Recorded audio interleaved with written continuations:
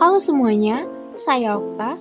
Kali ini akan menjelaskan materi struktur, letak, dan fungsi jaringan pada hewan bersama teman-teman saya. Jaringan hewan adalah sel-sel yang berkelompok dan memiliki bentuk serta fungsi yang sama dalam tubuh hewan, misalnya jaringan saraf. Nah, itu tadi pengertian jaringan hewan. Selanjutnya, bagian-bagian jaringan hewan dibagi menjadi beberapa macam. Yang pertama, jaringan epitel, yang kedua, jaringan ikat penyokong, yang ketiga, jaringan otot, dan yang terakhir, jaringan saraf. Nah, yang pertama ada jaringan epitel. Jaringan epitel merupakan jaringan yang melapisi permukaan tubuh atau permukaan organ yang berfungsi sebagai proteksi, difusi, absorpsi, ekskresi, dan sekresi. Jaringan ini tidak memiliki saraf atau pembuluh darah. Untuk 5 bentuk jaringan epitel akan dijelaskan oleh teman saya. Halo semua, saya Yuani akan melanjutkan materi dari teman saya. Ada 5 bentuk jaringan epitel. Yang pertama, jaringan epitel pipi selapis dan jaringan epitel pipi berlapis. Jaringan epitel pipi selapis terdapat di dinding alveolus pada paru-paru, glomerulus, dinding dalam kapiler darah, dan pembuluh limpa, yang bertugas untuk melakukan proses difusi atau filtrasi. Selanjutnya ada jaringan epitel pipi berlapis. Terdapat di epidermis kulit, rongga mulut, hidung, eksofagus, vagina, dan uretra. Epitel pipi berlapis biasanya terdapat pada daerah yang mudah terkikis, sehingga epitel ini berfungsi sebagai pelindung.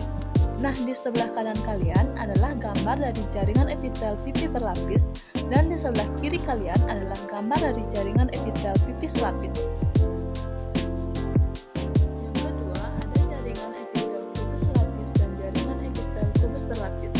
Jaringan epitel kubus lapis terdapat di permukaan lensa mata dan retina, kelenjar ludah, ovarium, dan tubuli renalis yang berfungsi sebagai sekresi, proteksi, dan absorpsi.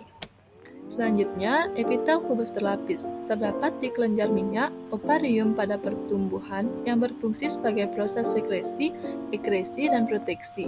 Di sebelah kanan kalian adalah gambar dari jaringan epitel kubus berlapis dan di sebelah kiri kalian adalah gambar dari jaringan epitel kubus lapis. Jaringan yang ketiga adalah jaringan epitel silindris selapis, silindris berlapis, dan silindris semu bersilia. Jaringan epitel silindris selapis terdapat di lambung, usus, kantung empedu, dan rahim, yang berfungsi sebagai absorpsi, sekresi, dan proteksi. Lalu epitel silindris berlapis berada pada lapisan yang basah di dalam mata, kelenjar susu, paring, laring, dan uretra. Epitel ini berfungsi untuk melakukan proses sekresi dan pelindung. Lalu yang terakhir ada epitel silindris berlapis semu bersilia, terdapat di saluran trakea, bronkus, dinding dalam saluran opiduk yang berfungsi untuk sekresi. Berikut adalah gambaran dari jaringan epitel silindris. Yang pertama adalah gambar dari jaringan epitel silindris selapis, yang kedua adalah gambar dari jaringan epitel silindris berlapis, dan yang ketiga adalah gambar dari jaringan silindris semu bersilia. Yang keempat adalah jaringan epitel kelenjar. Jaringan ini berperan dalam sintesis, penyimpanan, dan sekresi produknya. Epitel kelenjar dapat ditemukan di kelenjar pencernaan makanan seperti kelenjar ludah. Berikut gambar dari jaringan epitel kelenjar. Dan untuk bentuk jaringan epitel yang kelima adalah jaringan epitel transisional. Terdapat pada kantung kemih dan uretra yang berfungsi meregangkan dan meningkatkan volumenya tergantung pada tekanan cairan. Berikut gambar dari jaringan epitel transisional. Nah, itu tadi 5 bentuk jaringan epitel. Untuk materi selanjutnya, yaitu jaringan ikat, akan dilanjutkan oleh teman saya. Hai semuanya, saya Gina akan melanjutkan materi tentang jaringan ikat. Jaringan ikat yang menghubungkan jaringan lain dari tubuh agar dapat berfungsi dengan baik. Jaringan ikat tersusun atas sel-sel berfungsi untuk mengikat, menyongkong, atau menunjang jaringan lainnya. Pertama ada jaringan ikat padat. Jaringan yang tersusun atas serat lebih banyak daripada sel-selnya yang terdapat pada tendon, ligmen, dan fascia. Yang kedua ada jaringan ikat longgar. Tersusun atas serabut kolagen dan serabut elastis karena jumlah selnya lebih banyak daripada serabut, sehingga jaringan ini bersifat lentur. Biasanya terdapat ada mesenterium, pembungkus organ dalam, pembungkus pembuluh darah, dan saraf. Sebelah kanan kalian gambar jaringan ikat longgar, dan yang di sebelah kiri kalian gambar jaringan ikat padat. Yang ketiga ada jaringan adiposa atau lemak, tersusun atas sel lemak yang berfungsi atas cadangan makanan, suhu tubuh, dan bantal pelindung organ. Jaringan ini terdapat di bagian bawah kulit dan melapisi organ dalamnya. Yang keempat ada jaringan darah, tersusun atas plasma darah dan sel-sel darah yang berfungsi untuk mengangkut nutrisi, oksigen, dan sampah metabolisme. Di sebelah kanan kalian gambar jaringan darah, dan yang di sebelah kiri kalian gambar jaringan adiposa atau lemak. Selanjutnya yang kelima ada jaringan tulang sejati, tersusun atas serat kolagen, kalsium, fosfat, magnesium yang berfungsi sebagai alat gerak, pelindung organ dalam, dan menegakkan tubuh. Di dalam Harvard terdapat pembuluh darah dan saraf.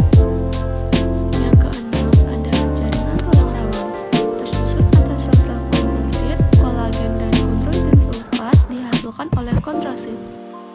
Kanan kalian gambar jaringan tulang rawan, dan yang di sebelah kiri kalian gambar jaringan tulang sejati. Hai, saya Yuni akan melanjutkan materi mengenai jaringan otot. Jadi, jaringan otot adalah jaringan yang melekat pada rangka yang berfungsi sebagai alat gerak aktif. Nah, ada 3 jenis jaringan otot, yaitu yang pertama otot polos, kedua otot lurik, dan yang ketiga otot jantung. Di sini ada pembeda dari otot polos, otot lurik, dan otot jantung. Yang menjadi pembeda yaitu letak, bentuk serabut, dan jumlah inti. Kita mulai dari letak. Otot polos terletak di lambung, uternus, kantung urin, pembuluh darah, dan rahim. Otot lurik melekat pada rangka, dan otot jantung terletak di dinding jantung. Yang kedua yaitu pembeda bentuk serabut. Otot polos tidak beraturan, otot lurik beraturan, otot jantung beraturan. Yang ketiga yaitu yang menjadi pembeda yaitu jumlah inti. Otot polos banyak 1, otot lurik tidak terhitung atau jumlahnya banyak.